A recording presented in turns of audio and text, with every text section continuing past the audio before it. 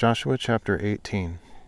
Then the whole congregation of Israel assembled at Shiloh and set up the tent of meeting there. And though the land was subdued before them, there were still 7 tribes of Israel who had not yet received their inheritance. So Joshua said to the Israelites, "How long will you put off entering and possessing the land that the Lord, the God of your fathers, has given you? Appoint 3 men from each tribe, and I will send them out to survey the land and map it out, according to the inheritance of each.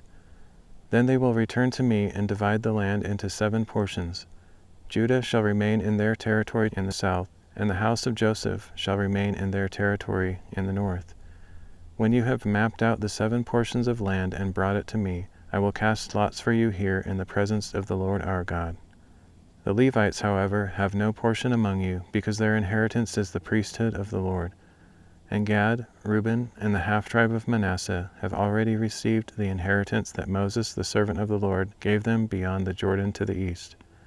As the men got up to go out, Joshua commanded them to map out the land, saying, "Go and survey the land, map it out, and return to me.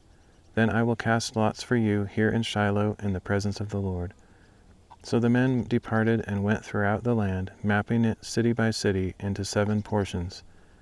Then they returned with the document to Joshua at the camp in Shiloh. And Joshua cast lots for them in the presence of the Lord at Shiloh, where he distributed the land to the Israelites according to their divisions.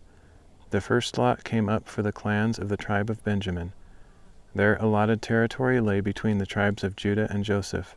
On the north side their border began at the Jordan, went up past the northern slope of Jericho, headed west through the hill country, and came out at the wilderness of Beth-aven.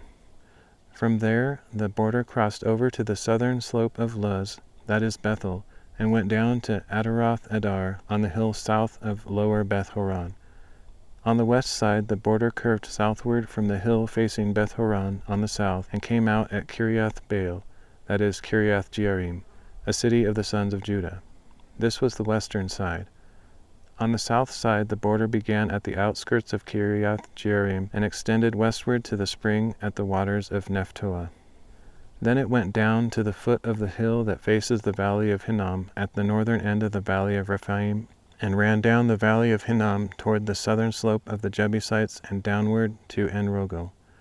From there it curved northward and proceeded to En-shemesh and on to Geliloth, facing the ascent of Adumim, and continued down to the stone of Bohan, son of Reuben.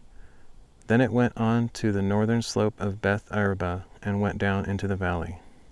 The border continued to the northern slope of Beth-hoglah and came out at the northern bay of the Salt Sea, at the mouth of the Jordan. This was the southern border. On the east side the border was the Jordan. These were the borders around the inheritance of the clans of the tribe of Benjamin.